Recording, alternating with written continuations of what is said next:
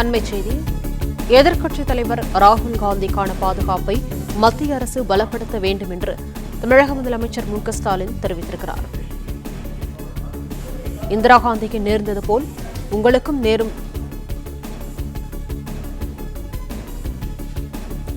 இதுகுறித்த விரிவான தகவல்களை வழங்குவதற்காக செய்தியாளர் ராஜகுமரன் இணைப்பில் இருக்கிறார். ராஜகுமரன், வணக்கம். விவரங்களை சொல்லலாம்.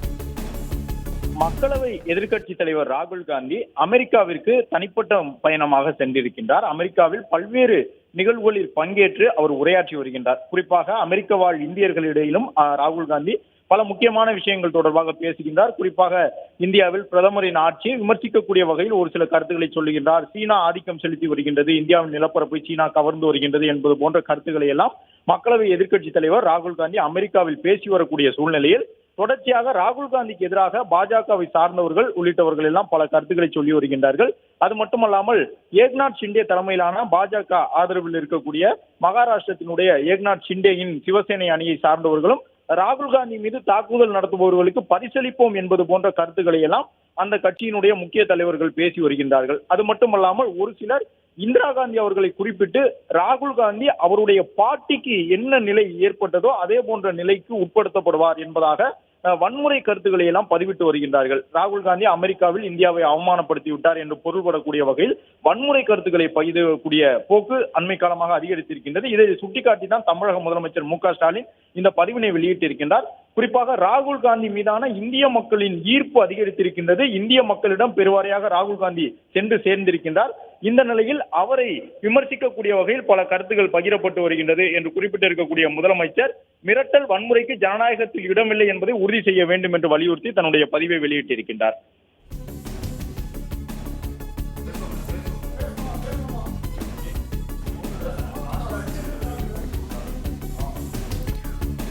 ராஜகுமரன், மிரட்டல் வன்முறைக்கு இடமில்லை என்று உறுதி செய்யுங்கள் என்று முதலமைச்சர் மு க ஸ்டாலின் கூறியிருக்கிறார். அது குறித்து விவரங்களை சொல்லலாம்.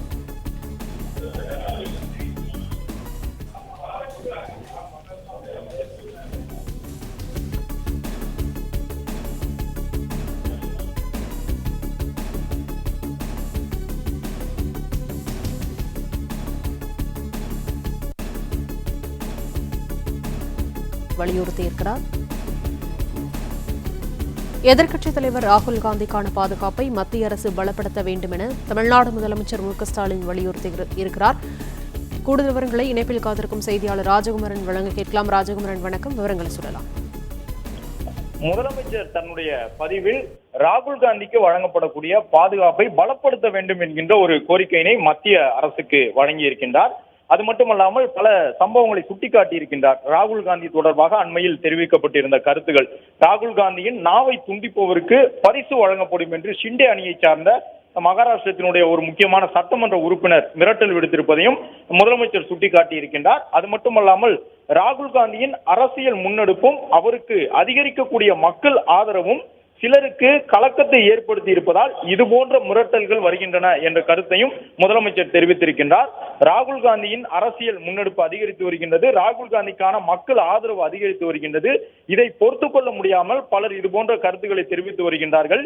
இந்திரா காந்தி அவர்களுக்கு நேர்ந்தது போல் ராகுல் காந்திக்கும் நேரும் என்று ஷிண்டே அணியை சார்ந்த சிவசேனையின் எம்எல்ஏ ஒருவர் மிரட்டல் விடுத்த விவகாரத்திற்கும் முதலமைச்சர் மு க ஸ்டாலின் கண்டனம் தெரிவித்திருக்கின்றார்.